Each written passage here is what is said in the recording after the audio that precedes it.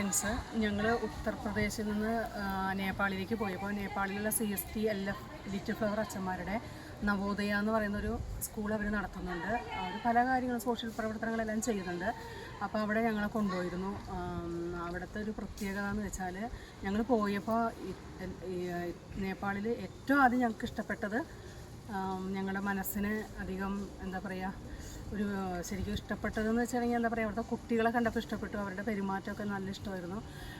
പിന്നെ ഞങ്ങൾക്ക് അവരുടെ ആ അവസ്ഥകളൊക്കെ കണ്ടപ്പോൾ വളരെയധികം മനസ്സിനൊരു വിഷമം വന്നു കേട്ടോ. നമ്മളൊക്കെ എത്ര നന്നായി സുഖമായിട്ടാണ് ജീവിക്കണത്. മാറിയിടാൻ അവർക്ക് വസ്ത്രങ്ങളില്ല, ഭക്ഷണമില്ല. അങ്ങനത്തെ ഒരു അവസ്ഥയിലാണ് ആ കുട്ടികൾ ജീവിച്ചിരുന്നത്. അപ്പോൾ വലിയ വലിയ മലകളുടെ വളരെ ഉയരമുള്ള മലകളിലൊക്കെയാണ് അവർ താമസിക്കുന്നത്. അവർക്ക് വീട് സ്വന്തമായിട്ട് സ്ഥലമോ വീടോ ഒന്നുമില്ല.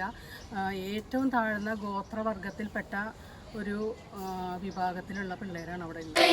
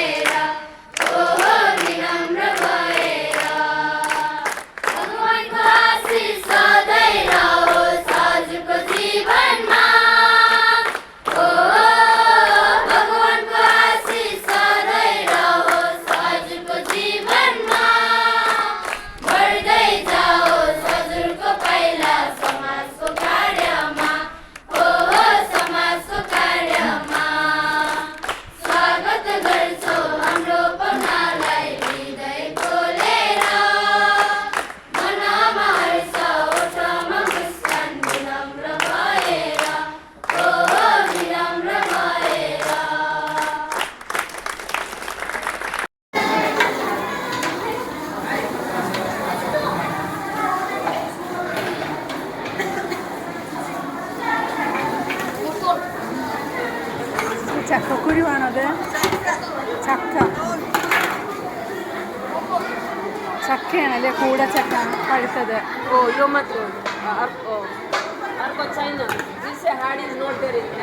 Jack fruit.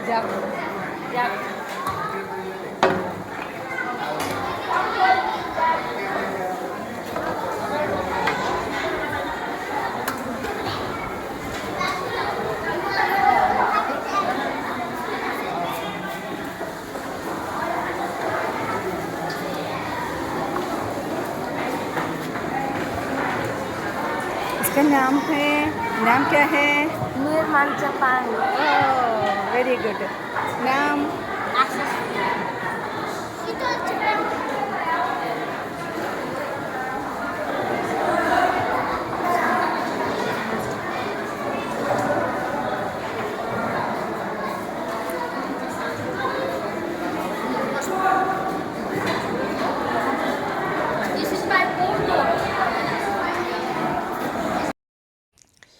ഈ സ്കൂളെന്ന് വെച്ചിട്ടുണ്ടെങ്കിൽ CST അച്ഛന്മാർ കുട്ടികൾക്ക് പഠിക്കാനായിട്ട് അവർക്കൊരു സ്കൂളില്ല. അവർ കഷ്ടപ്പെട്ടാണ് ജീവിക്കുന്നത്. കാരണം ഒരു ദിവസം വേണം അവർക്ക് മലമുകളിൽ നിന്ന് താഴേക്ക് വന്ന് പഠിച്ചൊക്കെ പോകണമെങ്കിൽ. അപ്പോൾ അവരുടെ കഷ്ടപ്പാട് കണ്ടിട്ട് അച്ഛന്മാർ സൗജന്യമായിട്ടാണ് ഈ സ്കൂൾ അവിടെ നടത്തുന്നത്.